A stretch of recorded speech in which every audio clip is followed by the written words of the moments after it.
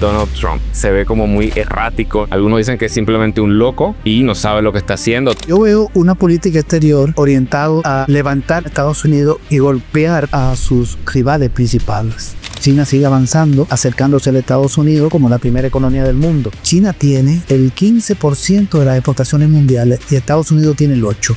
China exporta lo mismo que exportan Estados Unidos y Alemania juntos. El tema de los aranceles, que muchos lo ven como si fuera errático, que parece una locura. Si le pone impuestos arancelares a México y al mismo tiempo a Canadá y a China, la economía de Estados Unidos, lejos de levantarse, lo que va es a tener una contracción. Yo creo que eso es amenaza.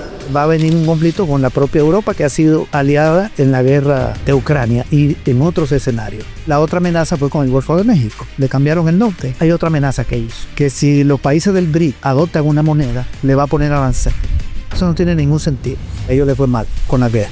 Habló de Europa. Ellos comenzaron a comprarle a Estados Unidos armas y energía cara, cuando lo que deberían hacer es decirle a Estados Unidos: saque su base de aquí, déjenos defendernos nosotros, no aumentar el gasto militar porque nadie va a atacar a Europa. Estados Unidos está metiendo en muchos problemas. Hay una pérdida de hegemonía de Estados Unidos y una tendencia a que ese mundo sea cada vez más multipolar, pero muy liderado por China. La nueva administración en Estados Unidos creo que tienen interés incluso en gobernar 8 años. O sea, mucha agresividad por el lado de la política exterior. Vamos a hacer todo lo que sea posible. 8 años para impedir el desplazamiento. Para el episodio de hoy del podcast Creando Capital con el economista youtuber, nos encontramos en Santo Domingo, República Dominicana, en Brickell Apart Hotel, con César Villalona, economista, un invitado de los más populares aquí en el canal por la forma tan didáctica que explica los temas tan complejos que estamos viviendo en la economía de hoy. Así que bueno, César, muchas gracias por estar aquí. Gracias a ti por invitarme. Bueno, y vamos a comenzar por un tema que tiene a todo el mundo en vilo, a las diferentes economías en vilo, a todo digamos, el sistema económico mundial y a muchas personas, que es el tema de Donald Trump, ¿no? Porque se ve como muy errático en la política internacional aparentemente. Algunos dicen que es simplemente un loco y no sabe lo que está haciendo. Otros dicen que tiene un plan detrás de las cosas que está haciendo. Amenaza a sus aliados, aparece que se acerca a veces a sus enemigos. Todo el tema de los aranceles.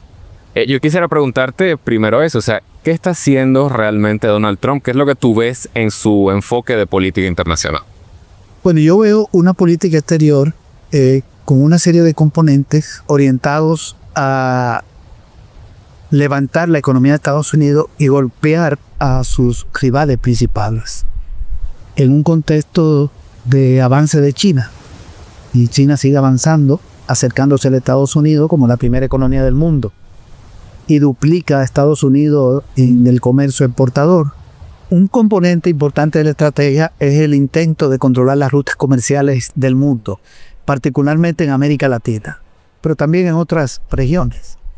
Y eso es lo que explica el viaje de Marco Rubio a Centroamérica, donde en Guatemala ofreció reparar puertos, exigió que no establecieran relaciones con China, que no hubiera acercamiento con ese país.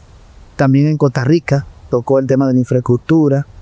En El Salvador no fue público lo que habló, pero sabemos que China tiene interés de que le arrienden el puerto de la Unión.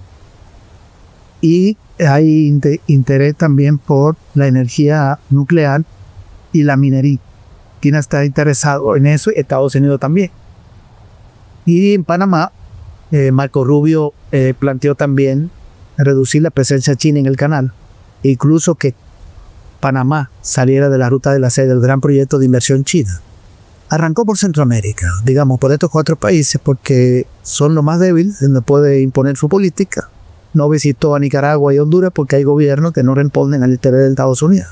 Pero está pendiente una presión hacia Sudamérica, hacia Perú, hacia Ecuador, fundamentalmente hacia Chile, no tanto a Colombia por el momento. Porque China tiene el 15% de las exportaciones mundiales y Estados Unidos tiene el 8%. Cuando comenzó la guerra de Ucrania, Estados Unidos tenía el 10% y China andaba por el 14%. Entonces Estados Unidos ha pedido terreno y China aumentó el terreno. Y Alemania, que tenía 10, hoy está en 7 y estaba en empate con Estados Unidos. Estos son datos importantes. China exporta lo mismo que exportan Estados Unidos y Alemania juntos, y son el segundo y el tercero después de China. Entonces también se le ha acercado China en terreno de la producción con el 19% contra un 25% Estados Unidos. pero sobre todo quieren controlar estos puertos de Centroamérica, del Pacífico y si es posible el Atlántico y también el Pacífico de Sudamérica, fundamentalmente. El Atlántico es más complicado con Brasil, pero también pueden hacer un esfuerzo por ahí para golpear a China como potencia exportadora.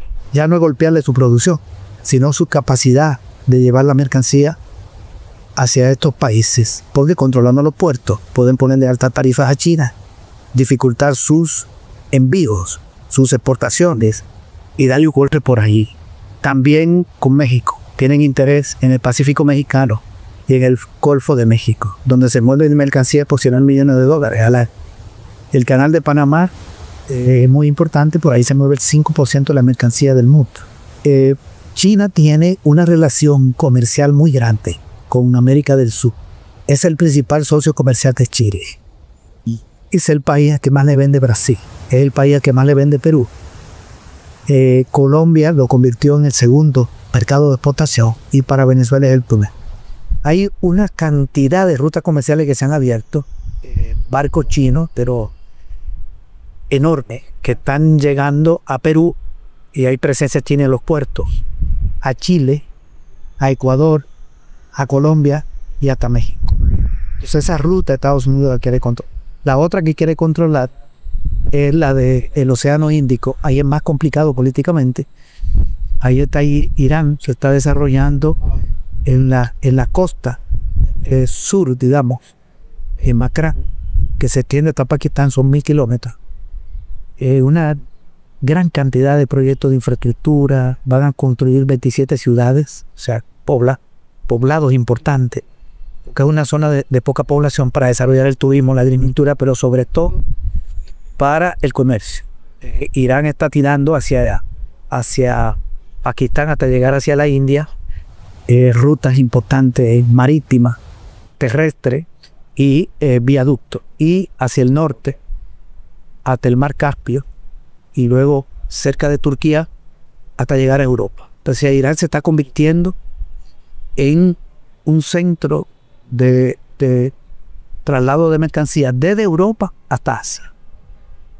Entonces Estados Unidos tiene mucho interés en que Irán no desarrolle esa potencialidad, porque además también conecta más hacia arriba con Rusia y más hacia al este, noroeste, digamos, con China.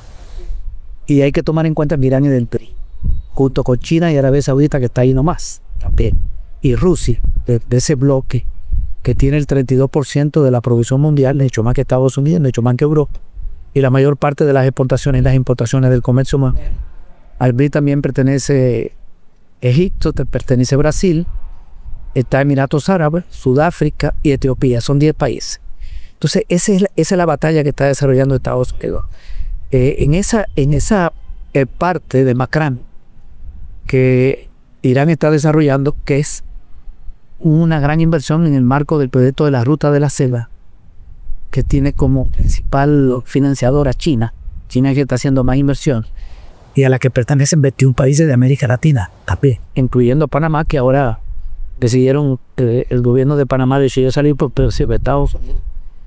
En esa zona de Irán también se reduce el riesgo de que en algún momento el estrecho de Hormuz pueda tener problemas por una guerra, una confrontación que puede haber por ahí, y ellos pueden mover sus mercancías y reducir la dependencia. Ese estrecho está entre el Golfo de Omán y el Golfo Pérsico, y por ahí se mueve el 40% del petróleo y del gas del mundo. Y toda esta zona de Irán está en el Océano Índico, donde también China tiene rutas comerciales terrestres y marítimas que pasan hacia la India y hacia el Golfo y se van hasta África, el Océano Índico hacia África. O sea, es toda una inversión enorme que hay ahí en un mundo de expansión como es Asia, que la economía que más crece de las grandes es la India 6% y China 5%, Rusia está en reactivación, Europa te estancaba.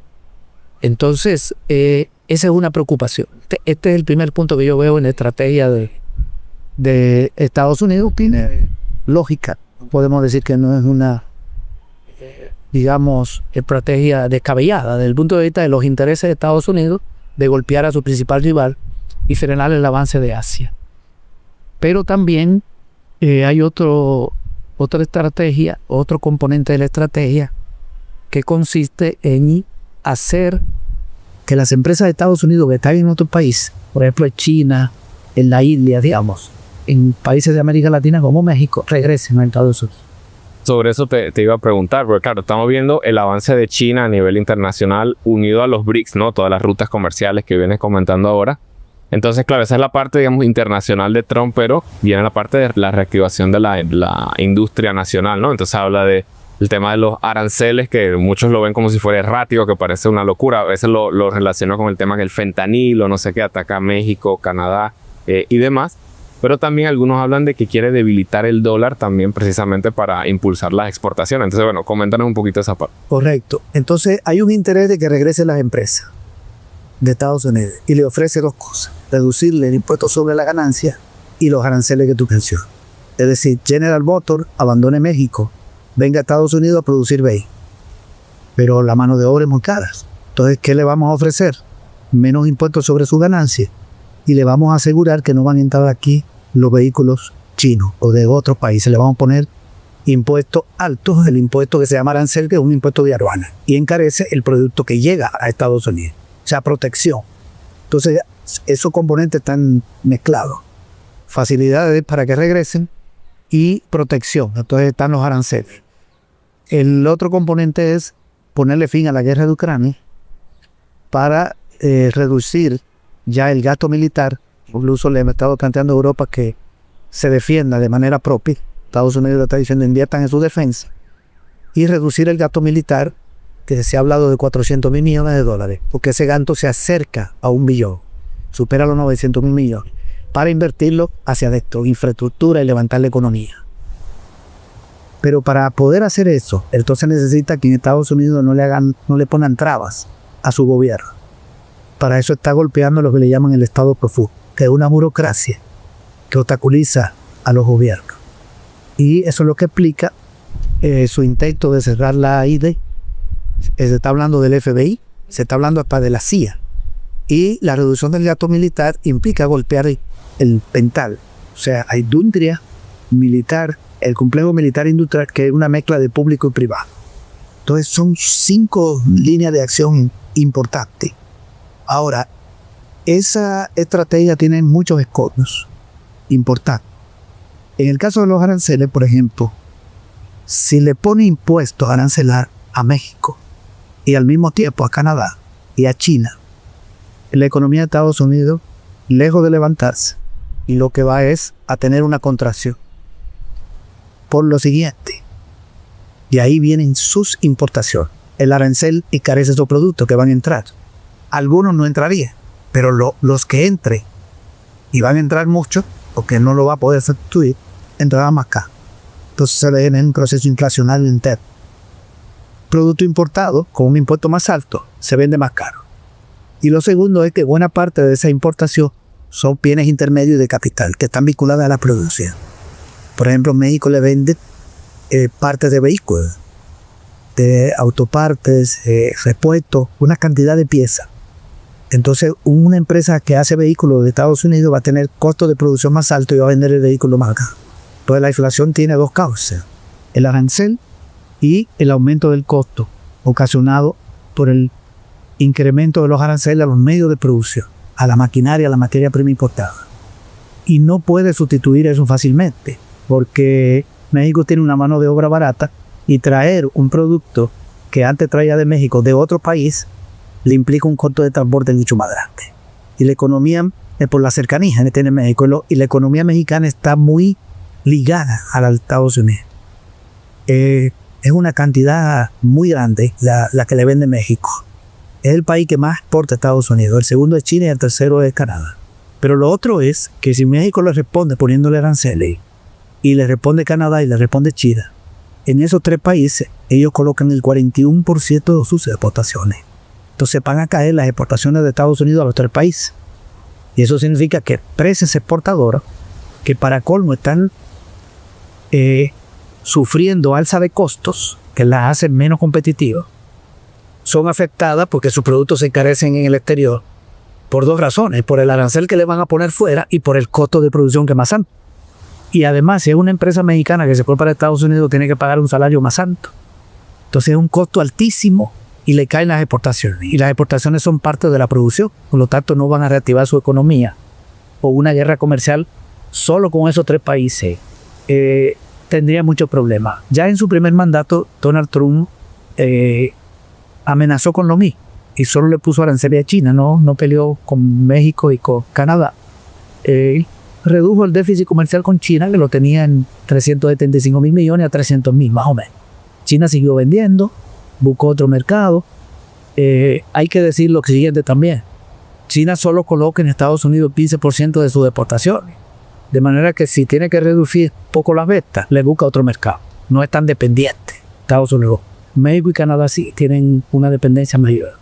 Entonces, esa política yo la veo muy difícil. Tanto la guerra comercial como el intento de atraer inversión. Porque es muy difícil que una empresa de Estados Unidos que está en China decida regresar a Estados Unidos. El costo es muy alto y en China tiene un mercado enorme y en Asia. Y si regresa a Estados Unidos, China le puede decir, bueno, lo que usted vendía aquí ya no lo va a vender, lo va a vender más caro. Entonces yo no creo que tenga éxito. No creo que regrese. Muchas empresas podrían regresar algunas para levantar la economía de Estados Unidos. Y la otra estrategia, que es la de la reducción del gasto militar, es muy difícil. Yo no diría que es imposible, pero se va a meter en un problema político interno. Es muy delicado porque la industria militar es la más poderosa de Estados Unidos y va a haber una resistencia interna de esa burocracia. Ahí hay un problema político que tiene que ver cómo lo va a resolver. Otra cosa es que además las importaciones caras suben los precios y va a perder popularidad. Que ante un aumento de los precios, la gente va a demandar aumento salarial. La tasa de interés sube, se encarece el dinero. Hay malestar social y 2 años después puede perder las elecciones parlamentarias. Es decir, yo creo que es muy complicada la estrategia. Y finalmente el control de las rutas comerciales. Yo creo que lo puede hacer en Centroamérica, en algunos países. Pero si intenta un conflicto con Perú y Perú cede ante la presión, puede tener muchos problemas Perú por la dependencia de China. Lo mismo Ecuador, lo mismo Chile. En el caso de Brasil, yo creo que no tienen posibilidad de imponerle ninguna política, porque Brasil solo vende en Estados Unidos el 11% de sus exportaciones, en China tiene el 30%, y en Sudamérica, en el Banco del Mercosur y en Europa vende el resto. Es decir, que ni se le ha ocurrido ponerle arancel a Brasil, que es la economía número 9 del mundo, y no va a controlar las rutas comerciales de Brasil, donde también hay un comercio con China enorme, ya no por el Pacífico, sino por el Atlántico. Se han inaugurado rutas comerciales nuevas que han reducido la navegación en 55 días, en 40 días, según el puerto donde llegue. Me parece que la estrategia no va a ser exitosa. A mí me parece que va a ser un gobierno que va a generar mucha presión, pero que no va a tener éxito en el levantamiento de su economía y en detener el avance de China y de sus principales rivales.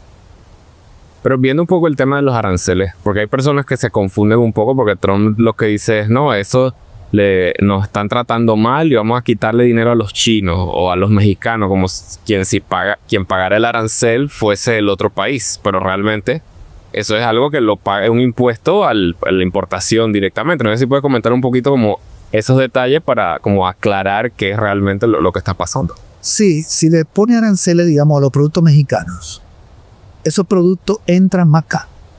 Quien va a pagar el arancel es el pueblo de Estados Unidos, porque el importador traslada eso al precio.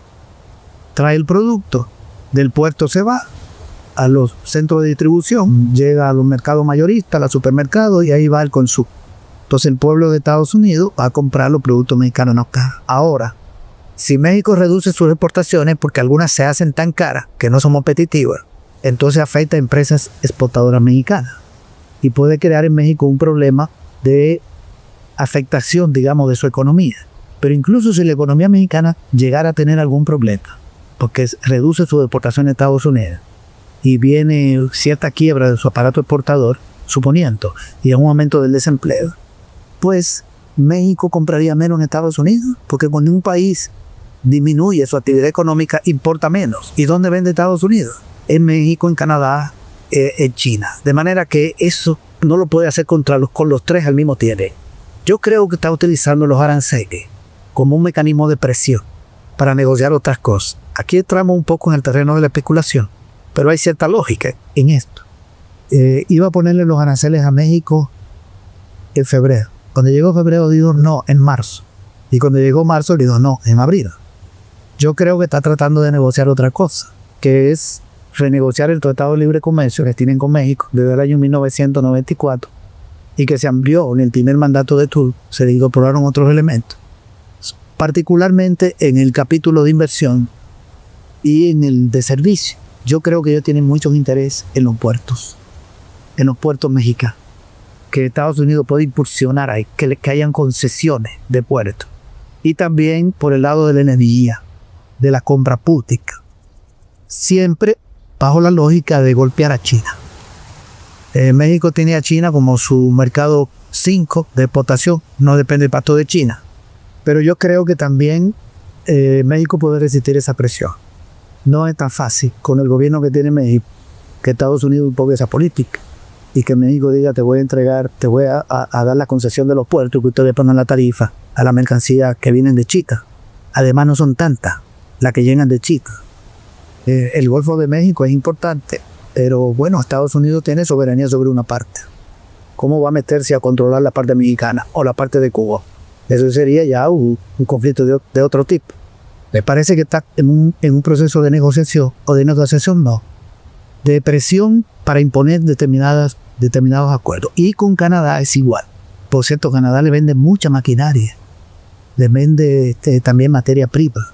Por ejemplo, de todo el acero que Estados Unidos importa, el 25% de lo compra Canadá. Si le suben al AC, que también es otra medida que ha anunciado, entonces le va a entrar carísimo. Estados Unidos no puede decir ya yo no traigo el acero y lo voy a producir aquí. Eso no es así. Esto es producto de la minería que tiene una transformación. Eso se lleva a su tiempo. De manera que le encarece la maquinaria a Estados Unidos. Pero también trae de China, creo que un 11% del acero, también se le encarecería, y de México un 17%. Y en el caso del hierro, Estados Unidos, y en el caso del aluminio, Estados Unidos importa la mitad del aluminio que consume. Y de nuevo, los grandes importadores son México, bueno, ahí entra Brasil, también le vende mucho. Entonces, es muy complicado eso del arancel. A mí me parece que también Canadá puede intentar negociar otra cosa, que no ha salido a la luz pública todavía. Sí, porque eso es lo que parece, como que detrás de todo eso hay realmente otras intenciones. Lo que pasa es que lanza esas declaraciones, ¿no? Que Canadá debe ser el estado 51, que tienen que tomar Groenlandia, que ese es un tema, no sé si lo puedes comentar también, a ver cuáles son los intereses que de repente hay detrás de ese lado. Sí, mira, Donald Trump llegó con una actitud bastante amenazante, diciendo voy a convertir a Canadá en el estado 51 de Estados Unidos. Eso no es posible. Voy a controlar el canal de Panamá por la vía pacífica o a través de la violencia. También lo digo. Pues ahí han logrado que el gobierno ceda algo. China tiene 4 puertos de los Kings. Ya Hong Kong, que era dueño de uno, se lo vendió a una empresa de Estados Unidos. Digamos que ahí va a afectar un poco a China, pero no va a controlar exactamente Canadá, sino que va a tener más presencia. Pero en el caso de Canadá, decir que lo voy a hacer de Estado 51 no tiene ningún sentido. En el caso de Groenlandia, ellos tienen una base militar allá. Pueden tener interés en desarrollar más bases militares bajo la lógica de una futura guerra con Rusia para atacarla por allá por el Polo. Eso es posible, por el Polo Norte. Puede haber ese interés. Pero también hay ahí algunos minerales. Lo que sucede es que Groenlandia pertenece, digamos, legalmente a Dinamarca. Entonces se va a meter en problemas con un país europeo. Y ya toda Europa dijo que va a defender a Dinamarca.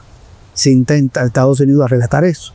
Entonces va a venir un conflicto con la propia Europa, que ha sido aliada en la guerra de Ucrania y en otros escenarios.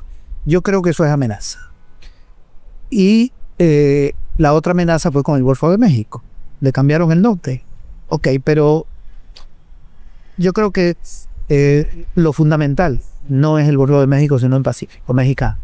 Ok, no es que no tenga importancia, pero hay otra amenaza que hizo. Que si los países del BRIC adoptan una moneda, le va a poner aranceles. Eso no tiene ningún sentido. Los países del BRIC son 10. Uno de ellos es Irán. Irán no vende en Estados Unidos absolutamente nada, ni por un centavo de dólares. De manera que no le puede poner arancel, porque ahí no entra nada. En el caso de Arabia Saudita, vende en Estados Unidos el 1% de sus exportaciones, porque es un país petrolero. Lo que vende fundamentalmente petróleo, también tiene gas. Y Estados Unidos se ha hecho autosuficiente en petróleo y gas, explotando el petróleo de la roca que saca de esquisto con un método que le dice fracking. De manera que ¿qué arancel le va a poner a Arabia Saudita? En el caso de Egipto es como el 7% lo que vende en Estados Unidos. Está vinculado a Asia, a Europa. En el caso de Brasil, ya decía, 11% de Estados Unidos. No puede hacer mayor afectación. En el caso de Rusia, Rusia prácticamente no está vendiendo porque le han puesto sanciones. Y Rusia lo que vende fundamentalmente gas, petróleo, vende insumos agrícolas, vende trigo y tiene otros mercados. No puede afectar a Rusia. Y en el caso de la India vende el 17% en Estados Unidos. Es el que más vende, es todo lo del trigo. Pero tiene capacidad de buscarle recolocación. Además, pelearse con la India no es buen negocio para Estados Unidos, porque la India es de los países que tienen una política exterior más neutral. Aunque esté en el BRIC, no tiene una postura muy ideológica. Tienen cierto conflicto ahí con Pakistán, pero con el resto del mundo tienen una relación bastante amplia y tiene mercados muy diversificados. No creo que la pueda golpear. Etiopía en Estados Unidos no vende más que el 10%. Entonces, cuando uno ve el BRIC, y Emiratos Árabes también, ahora como por un 10 o más, no tiene capacidad de golpearlo por el lado de la política comercial. Y ahora en junio se va a reunir el BRIC y van a adoptar otros acuerdos. Posible que en el novia. Incluso ya Lula le recomendó a Claudia, la presidenta de México, y a Petro, Colombia, y también al gobierno de Uruguay, que se acerquen al BRIC. Está diciendo, si Estados Unidos golpea tus exportaciones, mira hacia Brasil, mira más hacia China, mira más hacia la India. Estos son mercados en expansión, sobre todo Asia, con una demanda infinita. Y con respecto a los BRICS, ya que entramos en ese tema, porque se está hablando mucho de un mundo multipolar, bueno, del declive de la hegemonía de Estados Unidos, que es el libro, ¿no? Pero hay algunos que plantean que más que un mundo multipolar, es un mundo tripolar, porque sería Estados Unidos, Rusia y China. Y que como las relaciones que tiene Trump con Putin, como que se quiere acercar un poco a Rusia, más allá del tema de la guerra de Ucrania, como que puede haber cierta alianza a tratar, porque él siempre dice, no, gracias a lo que pasó cuando comenzó la guerra, hicimos que Rusia se acercara más a China, como que quisiera traer a Rusia un poco más hacia su lado. ¿Sería eso acaso posible o cómo ves esa idea? No, eso no es posible porque Rusia tiene un vínculo muy grande con China, es parte de la ruta de la seda del proyecto chino, es parte del BRIC, que es un bloque, el bloque más poderoso a nivel mundial, mucho más poderoso que la Unión Europea. Con el BRIC está casi la mitad de la población del planeta, con países del BRIC como un 40% del territorio. Y la mayor reserva de petróleo, de gas. Bueno, Rusia tiene la reserva de más grande y su principal mercado es China. También está vendiendo mucho en la India, está vendiendo mucho en Asia. No va a romper esa relación con China, que es estratégica. Desde el punto de vista de los mercados, desde el punto de vista de las inversiones, desde el punto de vista político. Y China ha sido decisivo en la reactivación de Rusia. Después que comenzó la guerra, que con las sanciones le hicieron algún daño, pero la economía rusa comenzó a crecer 1.3, 2%. Y mucho tiene que ver con el mercado chino. Y de Asia en general. Fíjate que cuando comenzó la guerra de Ucrania, a Rusia le confiscaron $300 mil millones de reserva monetaria que tenía, de 600 mil. Hoy tiene 600 mil. O sea que repuso la reserva. ¿Vendiendo dónde? Vendiendo en China, vendiendo en la India, vendiendo en Turquía. Que le dijeron, bueno, cuando comenzó la guerra, el precio del petróleo sube. Esto no te quieren comprar, lo de Europa. El gas, véndelo aquí, pero véndemelo un poquito más barato, pero más caro de antes que antes de la guerra. Entonces hicieron negocio los dos. Mira, a China le conviene y a Rusia también. Lo del BRIC también se está consolidando. Fíjate que China ya dijo que si Estados Unidos insiste con los aranceles, va a vender el pollo, la pechuga de pollo, las piernas, las vísceras y de otro producto. Suramérica, fundamentalmente habló de Suramérica y habló de Europa. Incluso lo que puede darse si es un acercamiento de Europa. Ya cuando termine la guerra con Rusia, y yo no descarto que los propios europeos decidan restablecer las relaciones con Rusia, porque a ellos les fue mal con la guerra. Ellos comenzaron a comprarle a Estados Unidos armas y energía cara, cuando lo que deberían hacer es decirle a Estados Unidos, saque su base de aquí, déjenos defendernos nosotros, no aumentar el gasto militar porque nadie va a atacar a Europa, pero dicen que lo van a aumentar en 800 mil millones, sería un error, y restablecer el comercio con Asia, sobre todo con Rusia. Lo rompieron, pues no lo rompieron con China, pero buscar una mayor inyección para Europa. Yo no veo a Rusia distanciándose de China para prestigiar una relación con Estados Unidos cuando ahí no está vendiendo nada y ahí no está comprando nada, y ese no es su mercado. Claro, exactamente. Bueno, y una de las cosas que habíamos conversado anteriormente era el tema de, ¿sabes? Cuando hicimos el video sobre la guerra de Ucrania, que lo que se logró ahí fue romper el acercamiento de Europa con China, justamente por el tema de la ruta de la seda, y que lo que estaba detrás de la guerra de Ucrania era justamente eso. Por lo tanto, tú ves posible que una vez eso termine, se regrese ese acercamiento. Es posible, va a depender de los gobiernos de Europa. Antes de la guerra, en el año 2019, el Congreso de Italia, el Parlamento italiano, había aprobado la incorporación a la ruta de la seda, el proyecto que impulsa China con tremendas inversiones. Pakistán, bueno, lo que estábamos mencionando, Irán, Asia, llega hacia América Latina, ya se había incorporado Italia o había aprobado su incorporación. Pero la guerra detuvo el proceso y estaba interesado Francia y Alemania. Estaba el gasoducto por el mar Báltico que va a llegar de Alemania a Rusia, o al revés, de Rusia trasladar el gas hacia Alemania sin pasar por Ucrania. La guerra le puso fin a eso, porque Estados Unidos separó a Europa desde desacuerdo con Asia. Pero la guerra va a terminar, y va a terminar con victoria rusa, en el sentido de que Ucrania no va a ser incorporada a la OTAN, que era una de las demandas de Rusia.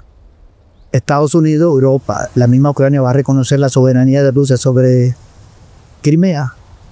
Y habría que ver cómo quedan las repúblicas del despacio. Si como incorporada a Rusia, como estados autónomos, que irán lo que ya se había aprobado antes. Ucrania queda un poco mutilada y muy debilitada desde el punto de vista de su infraestructura, y con muchas bajas, muchas personas muertas, heridas, y una inmigración enorme. Ucrania pierde Europa, por lo que decía. Estados Unidos logró sus objetivos de separar, pero ahora bien, lo que le conviene a los gobiernos de Europa es llevarse bien con Rusia y llevarse bien con China. Las economías de Europa no pueden crecer si no es exportando.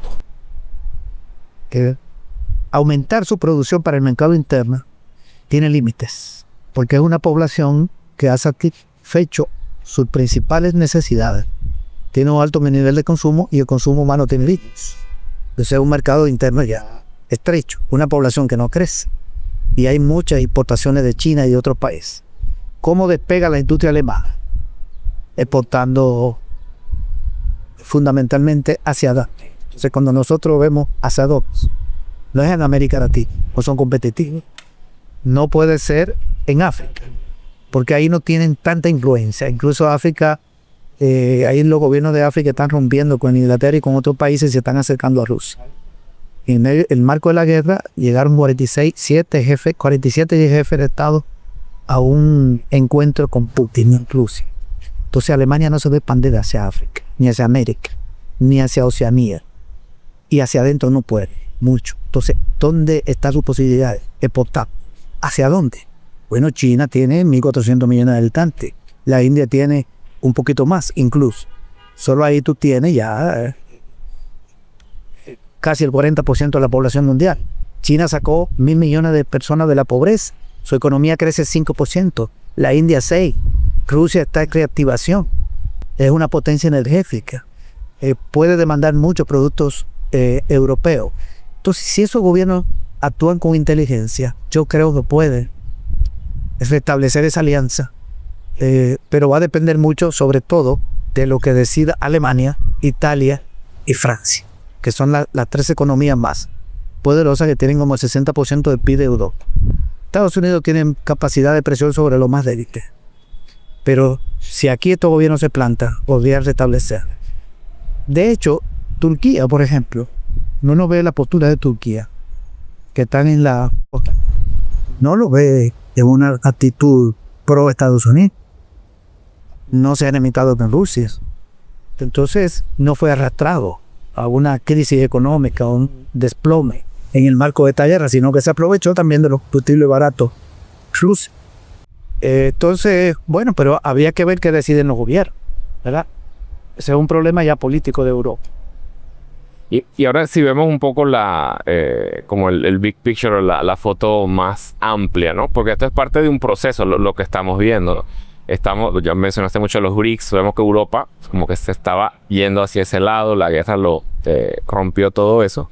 Pero entonces, si viene esa sustitución que siempre mencionamos de China por Estados Unidos, en un momento, una conversación que teníamos, hasta le pusiste un tiempo límite, ¿no?, a Estados Unidos, porque viene en ese proceso como de declive y ese ascenso de China. ¿Qué puedes comentar respecto a eso que viene hacia adelante? Sí, todo va a depender de la estrategia que salga victoriosa.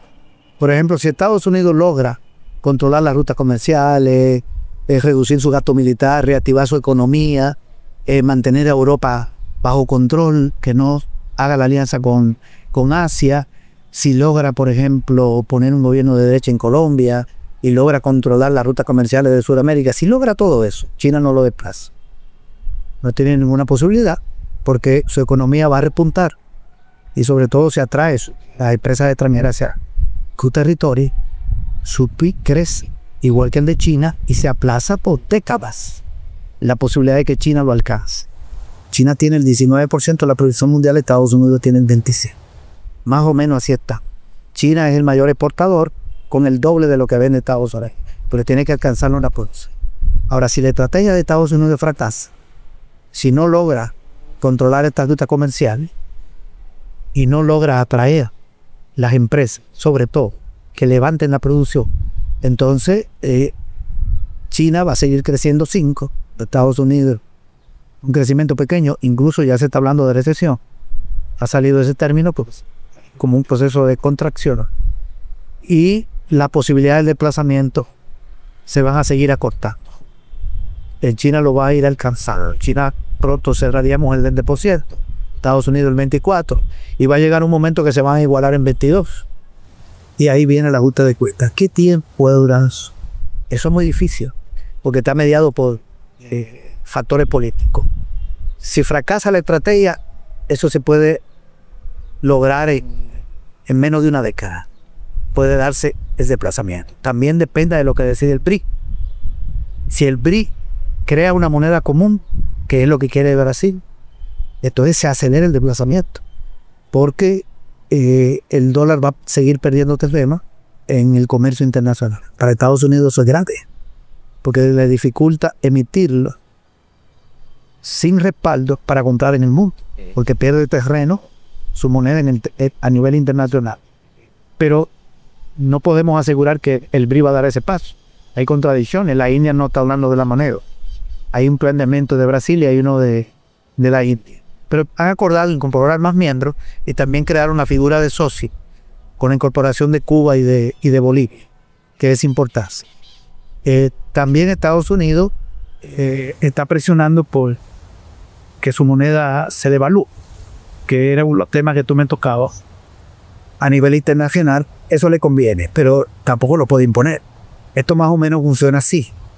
Un empresario chino compra dólares China para traer un producto de Estados Unidos. Digamos que ese dólar valga 4 renminbi, para poner un ejemplo. Y si mañana ese dólar vale 3 renminbi, entonces el dólar pierde valor. Se fortalece la moneda china, pero el importador ya no tiene que dar 4 para comprar el de. Entonces cae más proyectos de Estados Unidos y Estados Unidos corta más. Esa es la presión que tiene el gobierno de Estados Unidos. No es nueva. Incluso ellos aprobaron hace unos años que el Congreso de Estados Unidos iba a decir qué país debe hacer esto. Debe darle más valor a su moneda con respecto a todo. Que lo va a decidir el Congreso. Y si no lo hace, y lo va a sancionar. Y trataron de presionar a China. Y cuando hicieron eso, yo creo que estaba 3-1 y después se puso a 4 y pasó al revés.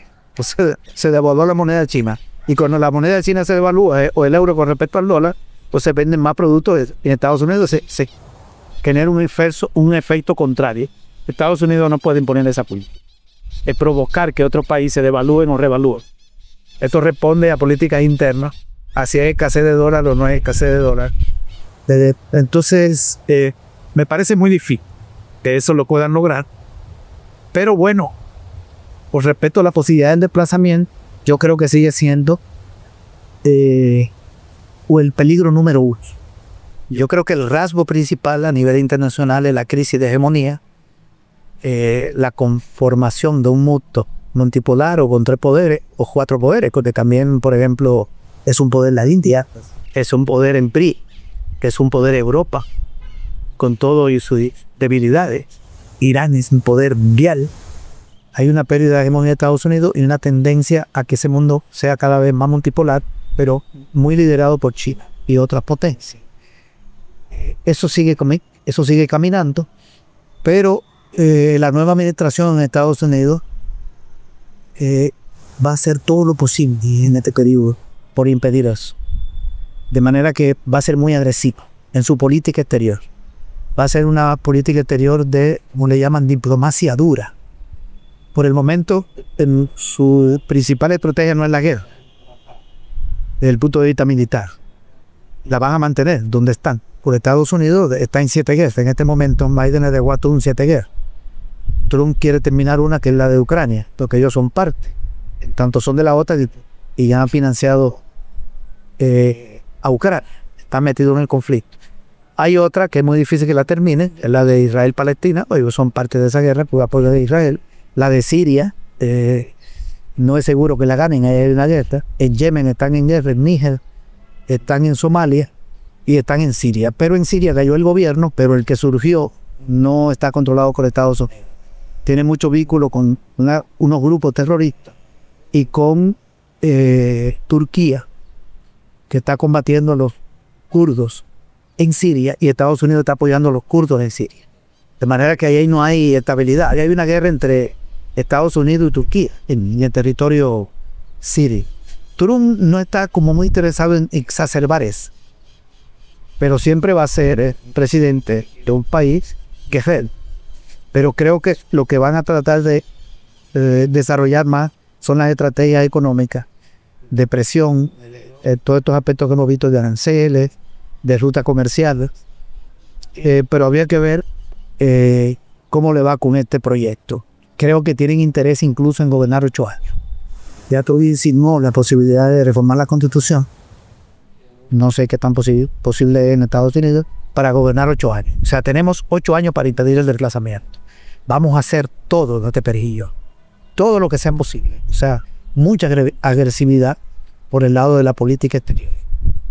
Y el tema de la deuda en Estados Unidos, porque eso no lo hemos tocado y es un tema que Trump está haciendo como mucho énfasis, ¿no? Y puso ahí Elon Musk a recortar gastos. Ahí entra un poco lo que tú mencionaste del Estado profundo, como esa guerra interna que se está dando allí, porque ellos están preocupados porque dicen, no, la deuda es insostenible, va a colapsar la economía de Estados Unidos si no resolvemos el problema de la deuda, el poder del dólar. ¿Eso realmente tiene algún efecto allí? ¿Lo están sacando de proporción? ¿Es una bomba de tiempo? ¿Cómo tú ves esa situación? Mira, el déficit fiscal de Estados Unidos es por el mismo monto del gasto militar, más o menos, $900 mil millones, $1 billón. presentan un presupuesto donde no van a recaudar esa cantidad para financiar el gasto. Entonces la consiguen con emisión y con deuda interna y externa. La mayor deuda es interna, creo que está como en 36.000 billones, una cifra supera su Producto Interno Bruto. Si bajan el gasto militar, podrían reducir un poquito el déficit, pero creo que no lo reducirían mucho, porque la lógica de la política no es reducir el gasto militar y el presupuesto, sino desviar recursos hacia otras áreas. Entonces tendrían que aumentar otro gasto.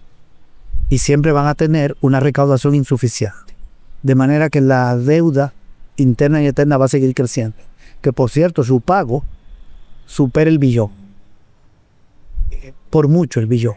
Solo de interés están pagando como 900 millones, que no reduce la deuda.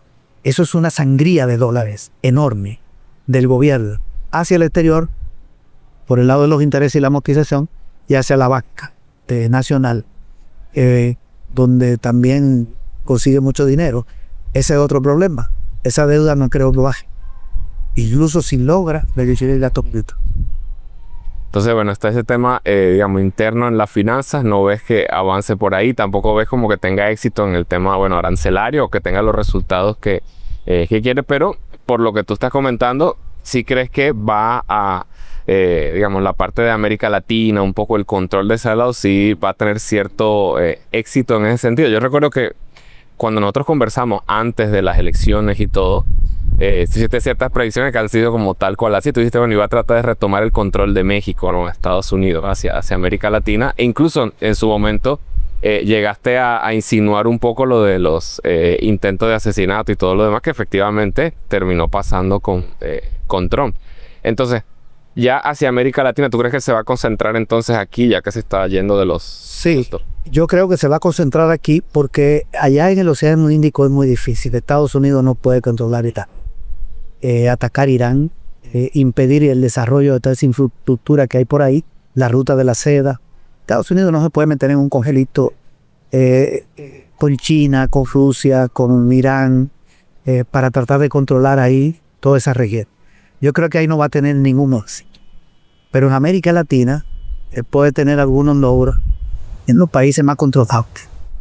No tengo ninguna duda de que en Centroamérica, ahí donde estuvo Marco Rubio, va a lograr algunos resultados positivos para ellos. Ya es el canal de Panamá, van a tener un mayor control, ya lo sacaron de la ruta de la seda, frena las inversiones en China ahí, pero Centroamérica no cambia el curso de los acontecimientos. Con control de esos 4 países, o un mayor control, no va a significar un golpe importante para Brasil, para la India, para China, no es suficientemente estratégico. Incluso República Dominicana, donde también llegó, sabemos que fue lo que armó el gobierno, pero que ellos habían dicho antes que no querían a los chinos aquí en puerto, en energía, habían dado órdenes. Pero Centroamérica, República Dominicana, por más que controlen, y por cierto en Centroamérica no pueden con Nicaragua, y hasta ahora con Honduras tampoco, el gobierno que tiene que establecer relaciones con Chile. Los dos tienen relaciones con Chile. Incluso en Nicaragua podría volverse a hablar del canal Chile, no se sabe, porque hay un gobierno que defiende intereses nacionales. Lo estratégico de Sudamérica y México, creo que no va a poder con México, porque tiene mucha dependencia con respecto de México, y México puede mirar hacia el tren. O sea, puede venir mucha presión, pero el gobierno que tiene México es muy poderoso, muy fuerte, su pueblo es muy fuerte, no va a ceder su soberanía frente a Estados Unidos y tiene capacidad de resistencia. Por cierto, México tiene mucha reserva monetaria también. Y en Sudamérica, yo donde veo más posibilidad de que imponga su política es en Ecuador. Pero también ahí tiene riesgo. Si gana Luisa, la candidata de Alianza País, se le puede crear otro gobierno ahí que no responda a sus intereses.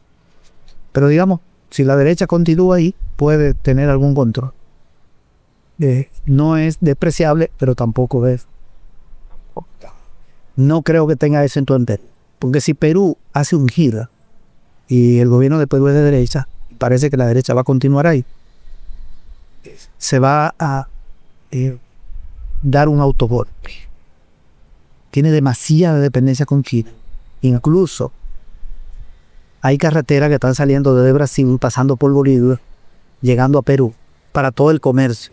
de China a través de Podó con Brasil, sin utilizar el Atlántico. Todo eso está en desarrollo. Si eso se detiene y Estados Unidos controla y China da una respuesta, Perú se hunde. Lo mismo pasaría en Chile, que tiene mucha dependencia de China. No dudo de la presión, pero sí dudo de que tenga éxito. Y aquí en América Latina y bueno, y en Europa, viendo como estos dos continentes, las personas tienen de qué preocuparse con esto de Trump. Eso es una pregunta. Y una segunda pregunta, económicamente, ¿surgirán algún tipo de oportunidad? O sea, ¿está siendo positivo esto? ¿Será positivo para alguno de estos países? Bueno, hasta ahora la presión es negativa. Digamos, ponerle arancel a México, también a Colombia, a Chile, creo que le pusieron un 10%, con un mecanismo de presión. Es negativo, de que otros países reducirían, digamos, sus ventas en Estados Unidos, pero sobre todo México. Para el pueblo de México es negativo porque algún nivel de daño habrá para las exportaciones mexicanas si aplica la JONTI. Lo mismo para los países de Sudamérica si logra imponer su política de control de la ruta comercial, los centros logísticos, las inversiones. Eso le va a hacer mucho daño a Perú, le va a hacer mucho daño a Ecuador y a Chile. También a Colombia. Si Colombia, por ejemplo, tiene un cambio político, llega a la derecha, suponiendo, y cede a la presión de Estados Unidos, Colombia se vería aceptada, porque tiene ya a China como su segundo más caro.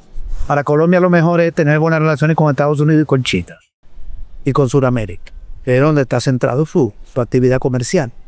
Entonces, esa política de Estados Unidos es negativa para los pueblos.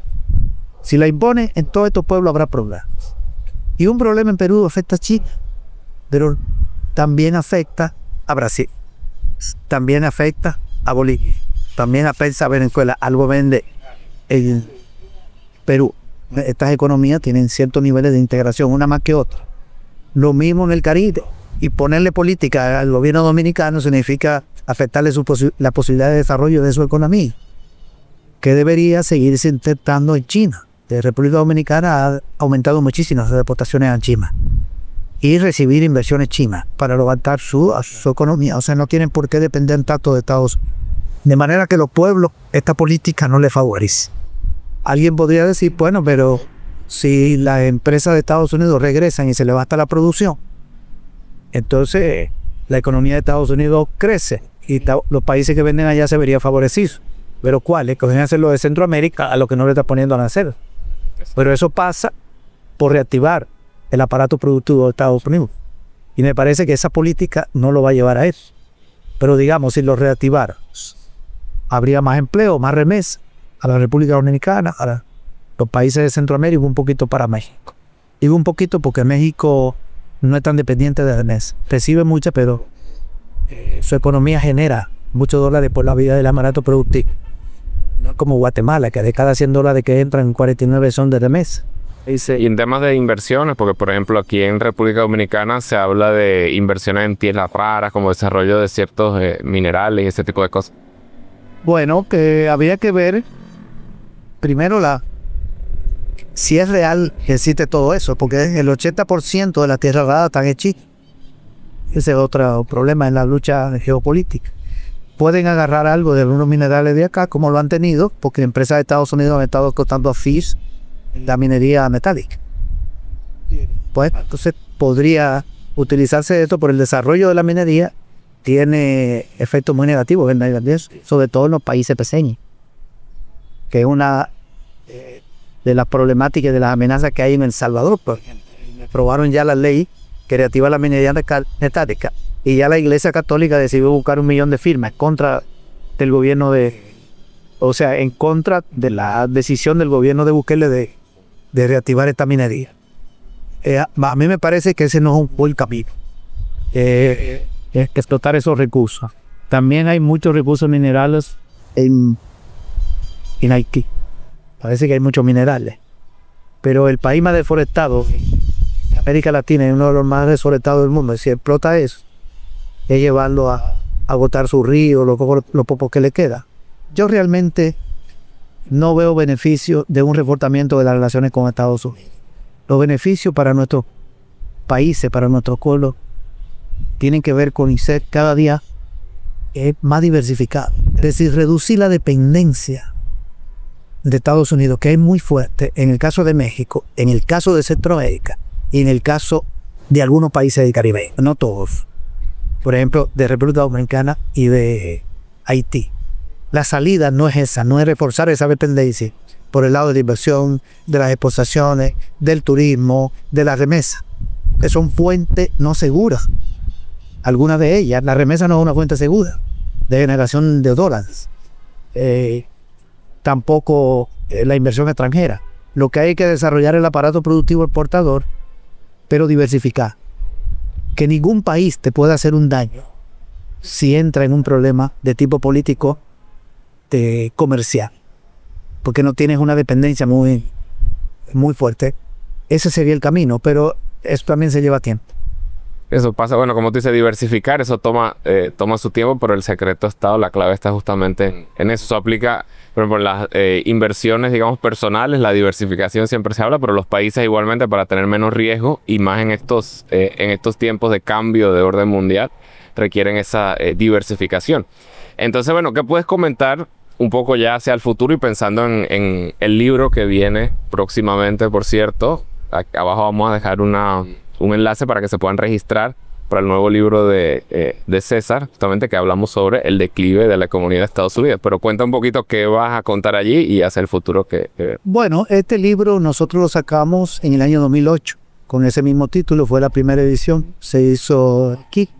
Luego hicimos una segunda edición en dos.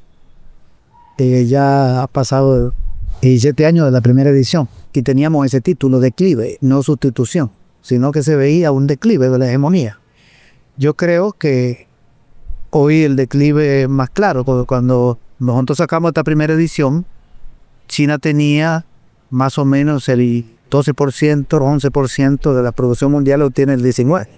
Estados Unidos tenía el 30%, hoy tiene el 25%. Estados Unidos era la segunda potencia exportadora, pero muy cerca de China. China lo había superado en el 7%. Hoy Estados Unidos tiene el 8% y China el 15%. Es decir, que la pérdida de hegemonía se ha estado dando. Estados Unidos sigue siendo el país más poderoso desde el punto de vista económico, desde el punto de vista político, desde el punto de vista militar, pero no impone su política. Yo podría decir que ha perdido hegemonía. Ha perdido, pero no es que no intenta. Sigue siendo el que tiene más capacidad a nivel internacional. Entonces, lo que vamos a hacer es, hemos estado trabajando en una actualización para editarlo de nuevo con datos actualizados. Y las tesis que están ahí creemos que no tenemos ninguna razón para modificarlas. Incluso ahí hablábamos ya de la tierra rara, que hay un tema que está de moda, pero lo estábamos tocando en el 2. Y también de otros aspectos que hoy son bastante, están bastante en el centro de la discusión internacional. Sigue avanzando China, sigue avanzando Asia, sigue avanzando el BRIC. Cuando le escribimos eran 5 países, ahora son 10, con 2 socios, y va a seguir creciendo y sigue bajando el peso de Estados Unidos. Vamos a dar los datos nuevos, actualizados, y vamos a incorporar todo el análisis de la política de Trump, con algunos elementos, digamos, de hipótesis, porque los pronósticos siempre son complicados. Un pronóstico que tiene mucho problema de cumplirse, de ser muy acertado. Se puede acertar, pero hay aspectos donde es muy difícil, porque el rumbo económico del mundo depende mucho de la política. Depende mucho del tema político. Imagínate tú que Estados Unidos logre poner en todos los países de América del Sur gobiernos de derecha, como el de Milei, por ejemplo. Tiene mucho más posibilidades de controlar Sudamérica desde el punto de vista económico. Y tiene la capacidad. No quiero decir que lo va a lograr, pero tiene la capacidad. Entonces, si lo logra, se sigue prolongando el posible desplazamiento.